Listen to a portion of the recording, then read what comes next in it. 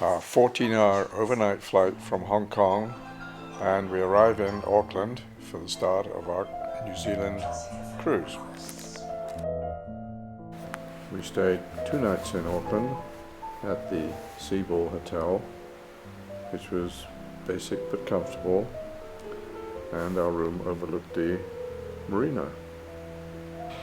And as you can see, the weather was not very pleasant. Good morning.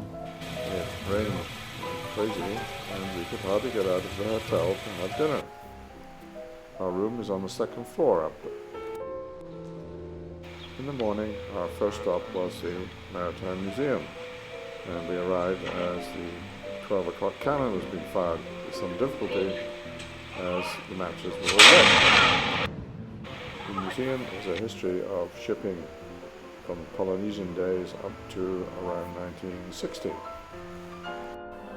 Captain James Cook is very prominent in the museum, and of course he's our relative.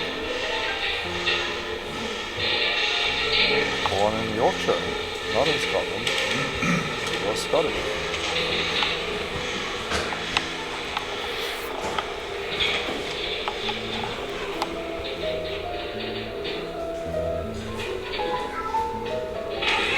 Captain Cook's map of New Zealand, which looks kind of modern to me, also very wiggly. We then decided to take a tour on a hop-on, hop-off bus, which was good.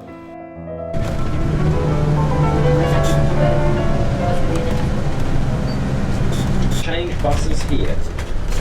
We advise the Blue Circle service only. Lloyd Webber got as far as this Phantom of the Opera plane over there. Hopping off downtown, we decided to go up the Sky Tower.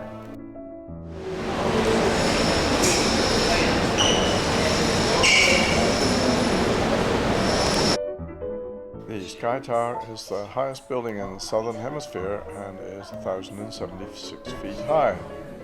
According to the sign, the glass I'm standing on is as strong as the concrete, and I sincerely hope it's correct. Looking out from the tower, you get a very good view of Auckland, the downtown area, and the docks, and also down there, right by the dock, is our hotel.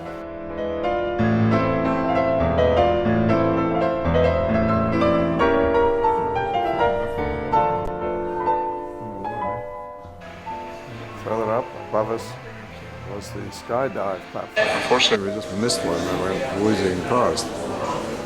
That's where you're attached to. And you can see the harness coming up for the next suicide attempt.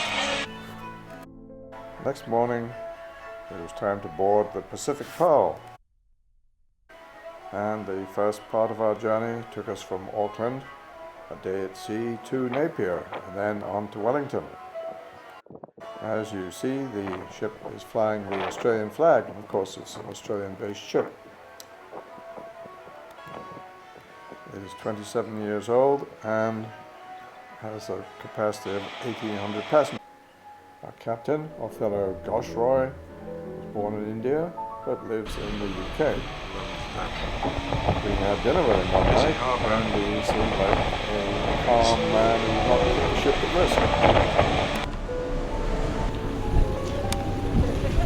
We have one of the tenders, tender 2.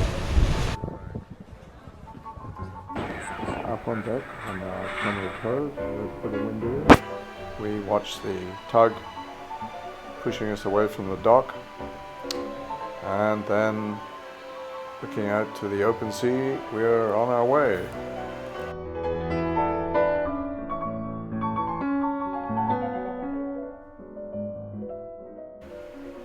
During the afternoon, we settled down in our cabin with a lovely seating area and a very comfortable bed, a desk area and our vanity, and of course, most important, somewhere to put our clothes. We are on our way to Napier, but on the way it's a day at sea, and the sea is, although the captain warned us it was going to be rough, it was quite calm and not uncomfortable, and we didn't waste our time little bit of exercise, and I'm on deck. So we're out sunbathing, although it's not exactly super warm, and it's not exactly super.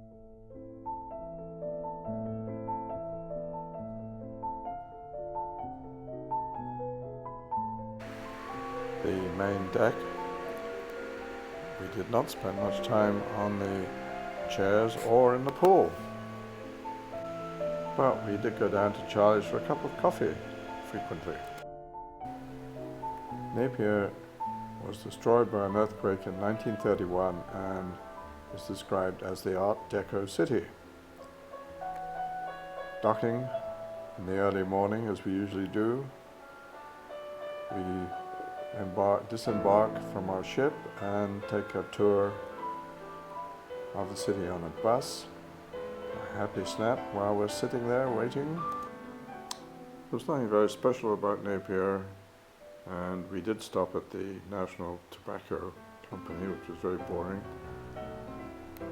and then finished the tour at the National Aquarium in New Zealand, which was very interesting. It was well maintained, the tanks were interesting, and there were a lot of local and foreign specimens of fish, including this large turtle, and then this tortoise that was doing the try again bit. I thought this should be used by the Ministry of Tourism in the Bahamas. Sharks are okay. And then we saw the kiwi bird, the national bird of New Zealand, which only comes out in the dark, so it was possible to photograph. It does seem to be a species where the male does most of the work. Outside the aquarium there was a nice beach, stony, and over there in the distance you can see Cape Kidnappers, where Captain Cook landed, and he named it that because his translator was kidnapped by the Maoris. We then strolled into town and found a pedestrian mall where there was a nice casual restaurant, and we had lunch, followed by a little walk, some shopping, and we found Wine Street, where there was a place offering a wine tasting adventure. So we couldn't turn that down, and for a modest amount of money we tasted 6 wines, which were all okay, quite good. And there we are, imbibing and enjoying it, along with dairy products and sheep, lamb. Dogging is a major export. So goodbye to Napier, and every night our stewards left these other remnants of dogs in our cabin. Next day it's Wellington, the capital of New Zealand, which has a spectacular harbour, and of course is the gateway to the South Island. It's where all the ferries leave from, and to get to it we went through the Cook Strait. We also went up the hill in the distance that you can see later on in the day. Wellington, being the capital, has all the main government buildings. It is also in, as most of New Zealand, in an earthquake-prone zone. And the building you can see in the background there, which now you can see in the foreground, was actually moved to avoid any problems in a future earthquake. It was called a beehive. Some other street scenes: the Parliament building under repair,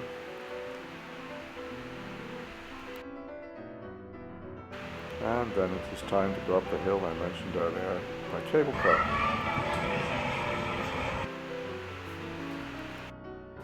The cable car was quite small, and they jammed about 50 people in. And here we are going through one of the tunnels. The journey probably took about 10 minutes, and the view from the top was quite spectacular, looking north to south. At the top of the cable car was one of the entrances to the Botanic Gardens. and the gardens wound their way down the hill to Lady Norwood's rose garden, and we were taken there by bus. Lady Norwood was a governor's wife. The roses were out, and the garden was very pretty. It also had the begonia house, as mentioned.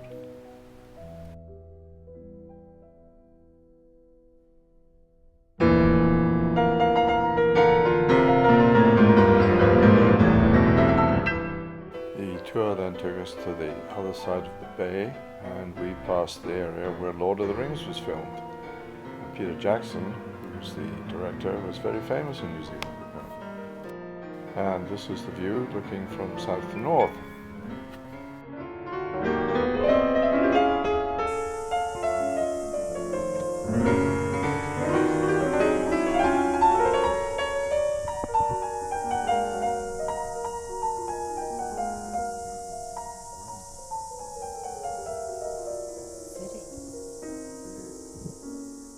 After lunch we visited the St. Paul's Cathedrals, the new one, recently built and very modern, and old St. Paul's, built in 1866 and wooden.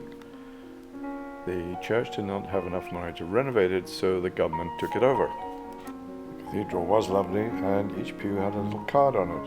And this one was for Government House, but the card did look a little worse for wear. We were only allowed in because the wedding had just finished, and here are the guests outside. Back to the ship, and off we go again. As we leave Wellington Harbour, we get some views of the surrounding villages, towns, and how beautiful a harbour it is.